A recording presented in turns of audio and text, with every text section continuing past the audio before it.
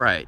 So you've seen my video about this generation of the Hyundai Sonata, and I love it. This is a generation before. Now this looks a little older, but I wanted to make this video because you have 3 generations sitting together. So that's a little bit better. And like I said, this one does look a little outdated, but when it came out, it was a large step up from the previous Sonata. So kudos to them. This one looks good. It has the feel of the Ford Taurus in the 90s. How clean, you know, modern, and almost timeless that it looks. And then this is the newer model. I just feel like this is shaped more like a compact car. Everything squeezes in. It just doesn't look as large and as mature as this vehicle. So this is the newer one. And obviously things are going to vary by trim. But this is a nice cabin. You know, it feels good in here. It doesn't feel super cramped.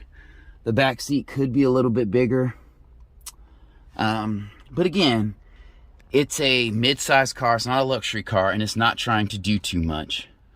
Fun fact, I didn't realize that steering wheels had shrunk until I got my Jetta. I felt like it had a toy steering wheel, and now from the Hyundai Genesis to the Audi to the Hyundai to the Kia, Honda, everybody has small steering wheels.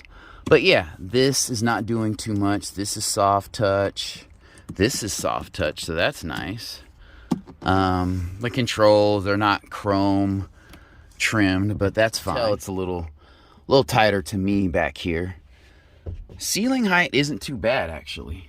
So yeah, here I am. There's the ceiling, so not too bad on that. And then we'll get into the generation before that, and actually we'll get in the back seat of that one.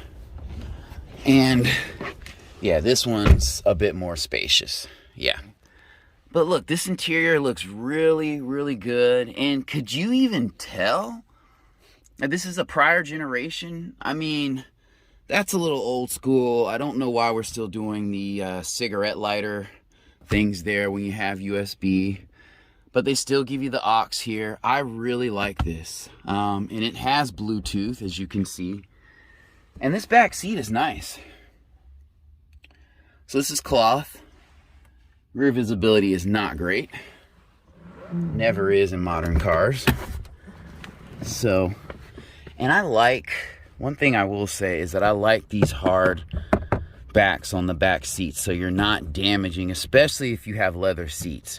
You're not damaging the back of the seat, or when you pull on this, you're not like ruining the leather. Moving on along to the prior generation, which is a little bit smaller and ended in 2014.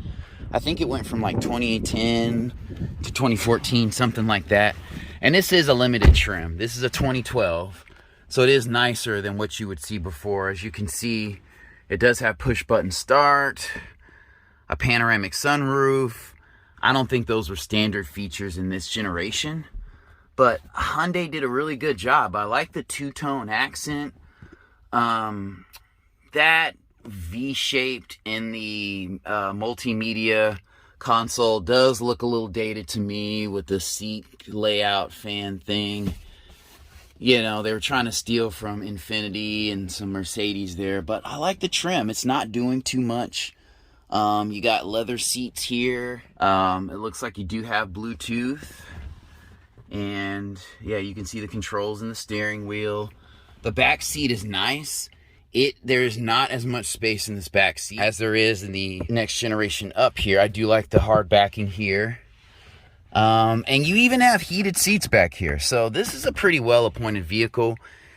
It is more stylish than the generation that was before it, definitely. This is definitely a huge leap up, but it is a little smaller, and I like how they made it larger in the next generation. It has 17-inch wheels, which is very nice.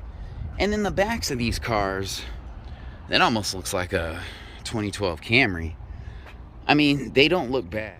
So, you know, all of these cars are good-looking cars.